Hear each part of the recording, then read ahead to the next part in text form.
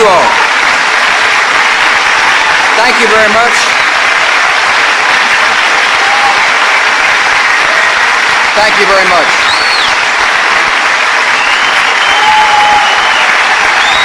Please be seated. Thank you. Guys, thanks for that warm welcome. It's an honor for me to be here today to talk about a subject that's dear to my heart and a subject very important to the country, which is the education of every child in America. I just had the honor of meeting with a panel of experts from not only the state of Pennsylvania but from around the country, teachers, soon-to-be teachers, people who deeply care about the education of every single person. I want to thank them for their input. I want to thank them so very much for their idealism, and I want to thank you for your commitment to our country. 3 months ago, I had the honor of signing what is called the No Child Left Behind Act. It's a piece of education reform, and I believe that it was the beginning of a new era of education in America. Through high standards and accountability, we're going to make sure that every school in America is ready to teach. Now we must take another essential step. We must make sure that every child enters school ready to learn. Every child. Not just one, not just a few, but every single child. On this issue, we know what works, and we know our responsibilities. As parents, teachers, and caregivers, we must give our children the lifelong gift of early learning. And today I'm here to outline specific measures to help meet that goal. Before I do so, I want to say how sorry I am that my wife Laura isn't with me. The reason why is because early childhood education has been a lifelong mission of hers. In Texas and in Washington, she is a strong advocate for reading to our nation's youngest children. She will work to bridge the gaps between scientists, policymakers, and caregivers on this issue. I'm grateful for her leadership. America is beginning to understand why I asked her to marry me. A lot of people are still wondering why she said yes. I'm also honored to be traveling today with Rod Page, who's the Secretary of Education. You know, when I came to trying to figure out who best to serve in that important position, I wanted somebody who had worked in the trenches. Rod was the superintendent of schools in the Houston Independent School District. He believed in setting high standards for every child and believed strongly in accountability. And his record was a good one because more and more children were learning. And so I'm honored that Rod took time out of his life to come up to Washington, D.C. to serve our nation, and he's doing a fine, fine job.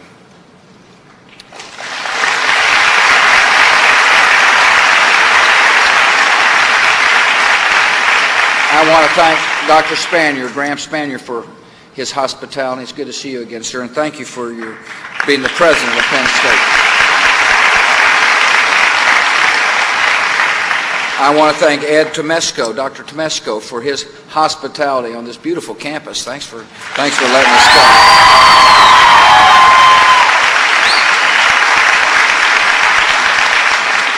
I appreciate my friend, the Senator from Pennsylvania, Arlen Specter, for being here as well. Thank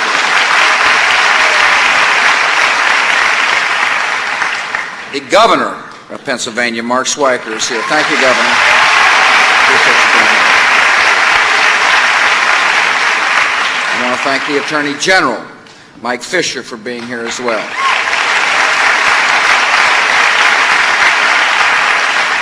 And I want to thank my friend, the Congressman from this part of the country, Kurt Weldon. I appreciate you being here.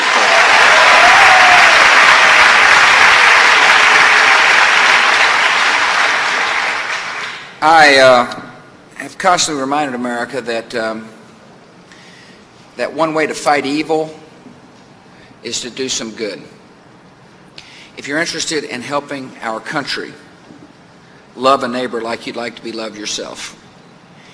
Today out at the airport, I got the honor of meeting a fellow named Stan Braxton. Stan used to work for IBM, and he's retired, but he hadn't quit working, because what he decided to do was to help make people's lives better. He works in an after-school program. He provides technical assistance to nonprofit organizations in the Philadelphia area. I appreciate you coming, Stan. Do you mind standing up for a second? Thank you for coming. Out of this incredible evil done to our country is going to come some good. I truly believe it.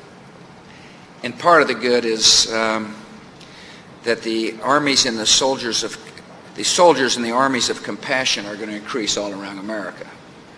More Stans will say, "What can I do to help America?" Stan is a living example of somebody who puts service to mankind ahead of his retirement, for example. And so, Stan, thank you for serving as a great example for our country.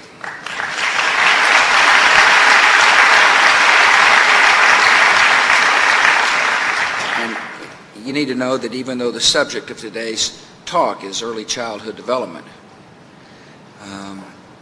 I am going to be relentless and tireless in our pursuit of justice and to make sure the homeland is secure. We fight for not only the security of our country, we fight for freedom. We love freedom in America, and we will defend freedom at all costs. I'm proud of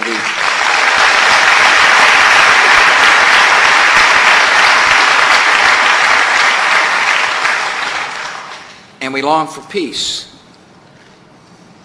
We want peace all around the world. In order to make sure the world is peaceful, we must stand strong against terror and rout out terror wherever it exists. And as the war continues, though, it is important for our nation to remember we have other important responsibilities. As we fight to defend our ideals, we must also work to realize those ideals. We stand for equal opportunity. It's one of the ideals we believe in America. And equal opportunity demands that schools that are effective and excellent. We must give all our children, every single child in America, the basics of knowledge and character. And we must leave no child behind. My administration will not be distracted from these goals.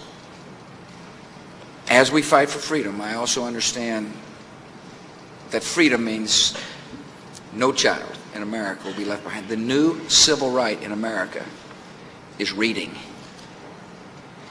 We made a tremendous start in our country when it comes to education reform because of the hard work of both Republicans and Democrats. I signed a significant piece of legislation that sets high standards, requires assessment in grades 3 through 8, accountability to determine whether or not our children are actually learning. And if they are, we will have the basis to praise the teachers who are working tirelessly to see so. But if not, we'll have the capacity to correct problems early before it's too late. This bill offers new resources to schools, a lot of new resources to encourage success and options for parents in the case of failure. Accountability is now at the center of American education because we believe every child can learn in America. We don't accept excuses, and we want to make sure no child is left behind. Yet for accountability and annual assessments to mean something, all children must start school with the basic skills necessary for learning. In order for this piece of reform to really work, we've got to make sure that every child starts at the same point. If we expect achievement from every child, all our children need to begin school with an equal chance at achievement, is what I'm saying. Every child must have an equal place at the starting line. Not some children, not some children who live in rural Pennsylvania, and not those who live in urban Pennsylvania, or vice versa. Every child. That is the national goal. From years of research, and as I say, this campus has today hosted some of the great researchers in America. We know what an equal chance at achievement means. It certainly means encouraging a child's social and emotional development, no question about that. But it also means that children, before entering school, know letters of the alphabet and begin to know the sounds these letters make. They must learn what the written word looks like and must build a strong vocabulary. And they must be excited about reading because they've seen others do it.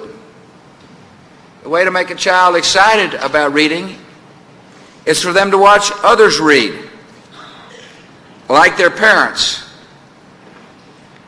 Reading is the foundation for all of learning. And that foundation is built early by exposing young children to the wonders of books and the uses of language. Reading to a child early and often can change a child's life. Like many parents, Laura and I saw this firsthand. Ever since our twin daughters were toddlers, we would read to them at every possible opportunity. Sometimes when I sleep at night, I think of Hop on Pop. We found it to be fun. And it's important for parents to understand that it's a part of the responsibility for being a good mom or a dad to read to your children. But it's more than just fun. It is a vital preschool learning experience. Consider this amazing finding. 10th grade reading scores can be predicted with surprising accuracy from a child's knowledge of the alphabet in kindergarten. Think about that. We can pretty well predict how well a child will read in the 10th grade if that child has been given whether or not the child has been given a good education early in his or her life. A child who cannot identify the letters of the alphabet in his or her first year of school runs a real risk of staying behind in school throughout her or his career. We cannot accept this in America. To close the achievement gap in our schools, we must close the early childhood education gap in our society. Today, I pledge my administration's support in working with parents and families, Head Start and child care centers, and our states to achieve this goal. Every child who goes to school, every single child, must be ready to learn. As many of you know, as I mentioned, parents play a huge role, play the most important role. A parent is a child's first and most influential teacher. For many children, their only teacher until kindergarten. For most parents, helping their child learn is a joy. It's not a chore. Yet learning activities really are not common enough. And we must encourage parents in this essential responsibility of preparing their children to learn. We must help them. Many parents wish their children came with an instruction manual. All new parents need good information about child development, that's for sure. So later this month, Laura will be launching a series of booklets based on the best scientific research that gives suggestions on child development at crucial early stages of a child's life. I've asked the Secretaries of Education and Health and Human Services and Agriculture to make these publications widely available to families with newborns all across the country. These publications will be offered through a variety of programs that serve our nation's families. WIC clinics, state departments of education, state health and human service agencies. The White House and these agencies will also have these booklets ready available online. I want to thank Laura and those who've helped her design these books for working hard to make this an incredibly important issue in America. In all these efforts, we'll promote early childhood learning where it matters most, right there in the home. After parents, Head Start centers have some of the greatest potential to encourage early childhood learning. Many of them are already doing a terrific job. We had a chance to hear from one such center today.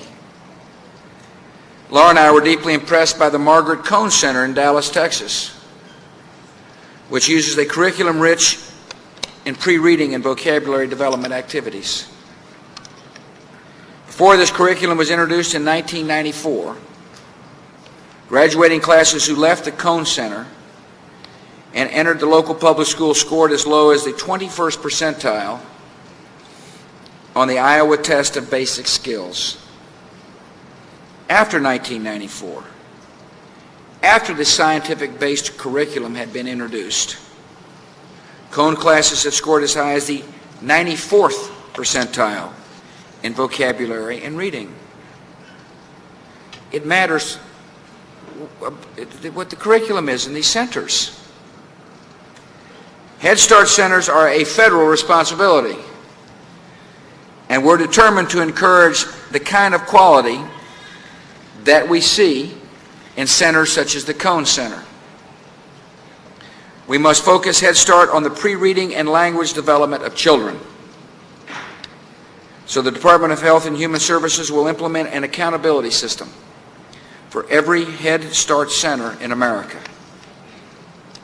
In addition to providing essential health and social services, centers must enhance activities for children to acquire language and number skills.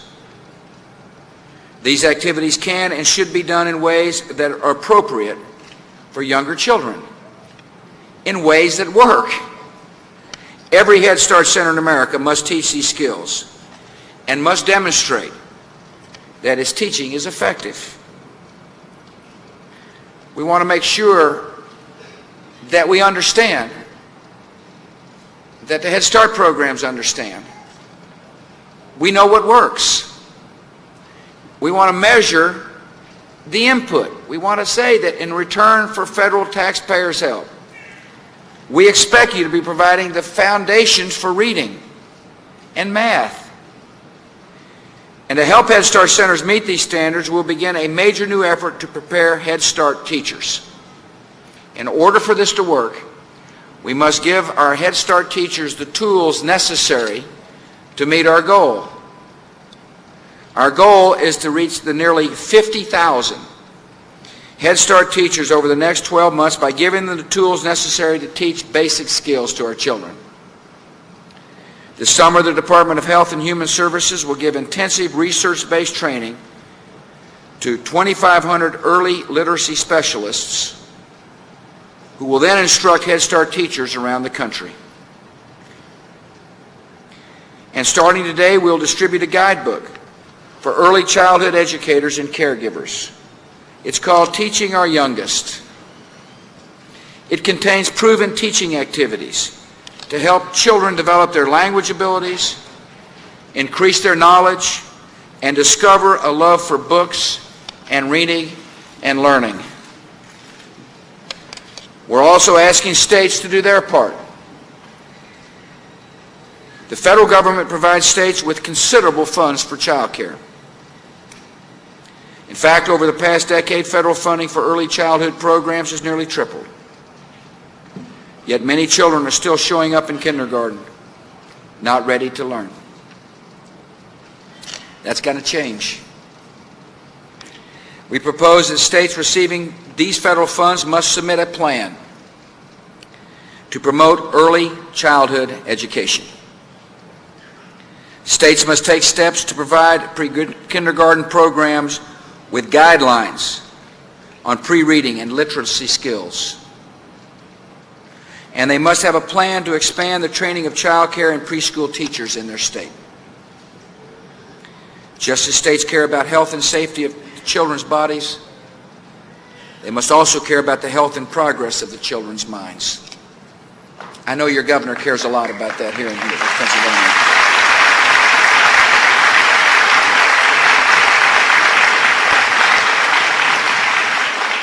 Anyone who is serious about educational reform must be serious about early childhood education. If we want all our children reading by the 3rd grade, and that's what we want, then all our children must be ready to learn on their first day of school.